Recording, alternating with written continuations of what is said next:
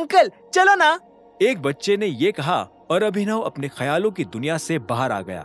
वो अपनी जगह से खड़ा हुआ और बच्चों से बोला, आप लोग खेलो, मैं 2 मिनट में आता हूं। इतना कहकर अभिनव बलराज के घर के अंदर दाखिल हो गया।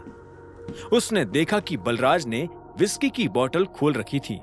जैसे ही उसने अभिनव को अंदर आते देखा तो वो अपनी जगह से खड़ा हुआ और बोला, तुम ठीक हो? अभिनव के चेहरे पर आए बदलाव को बलराज साफ तौर पर देख पा रहा था। अभिनव ने भी हाँ में सिर हिलाया और बोला, हाँ मैं ठीक हूं। क्या तुम इन बच्चों को मेरे घर भेजने का इंतजाम कर सकते हो? वहां पर मेड्स है, वो इन सब का ध्यान रख लेंगी।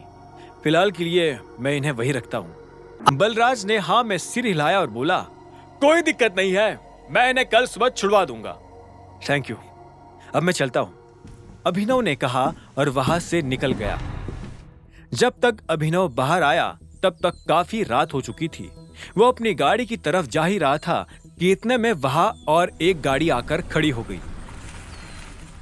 गाड़ी का दरवाजा खुला और उसमें से अनन्या बाहर निकली। अनन्या को इस वक्त बलराज के घर में देखकर अभिनव हैरान हो गया था। उसे ऐसा लगा कि शायद अनन्या फिर से देर रात तक चिराग के साथ घूम रही थी। वो अनन्या के पास आया और बोला, तुम कहाँ थी? मैं अपने दोस्तों के साथ चिल करने गई थी, अनन्या ने मुस्कुराते हुए कहा और अपनी बैक सीट पर से कुछ उठाने लगी। वो एक सूट था। अनन्या ने अभिनव को वो सूट दिखाया और बोली, मैंने तुम्हारी शर्ट खराब की थी ना, उसके कंपेंसेशन में मैं तुम्हारे लिए ये सूट लेकर आई हूँ। अभिनव ने पहले सूट को देखा और फिर अनन्या को देखने लगा। उसे समझ नहीं आ रहा था कि इस बात पर उसे क्या कहना चाहिए था। फिर भी उसने कहा, मैंने कहा तो था कि तुम्हें यह सब करने की जरूरत नहीं है, फिर क्यों बेकार में परेशानी उठाई। अनन्या को अभिनव की ये बात अंदर तक चुभ गई।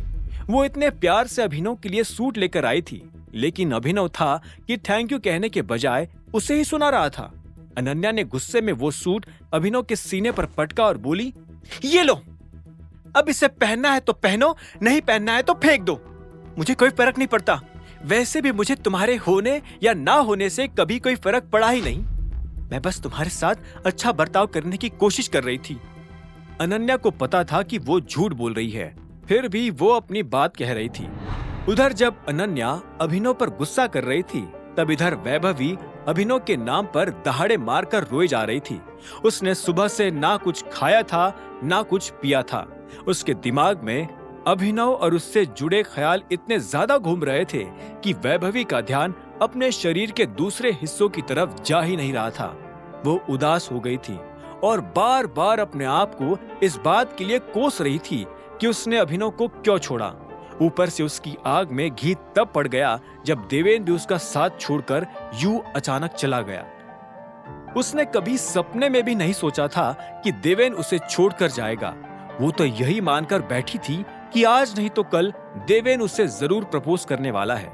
जिस हिसाब से वो वैभवी का ध्यान रखता था और उसके लिए तोहफे लेकर आता था, उस हिसाब से तो वैभवी के पास देवेन के ऊपर शक करने का कोई कारण नहीं था। लेकिन अब उसे समझ में आ रहा था कि वो अंधी हो चुकी थी, मन से अंधी। उसे अभिनव के साथ ही रह जाना चाहिए था। उसके मन की आंखें जानती थी कि अभिनव उसे कभी नहीं छोड़ने वाला था।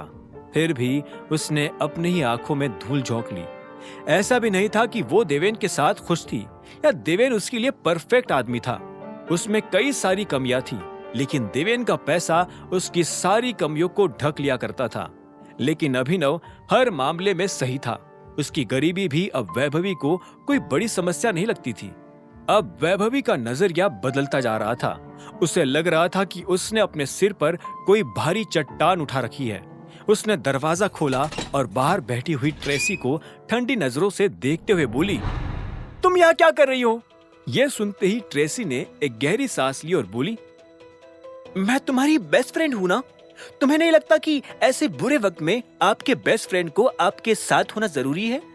हाँ, लेकिन मुझे तुम्हारे साथ की जरूरत नहीं है, वैभवी ने चिढ़ते हुए कहा।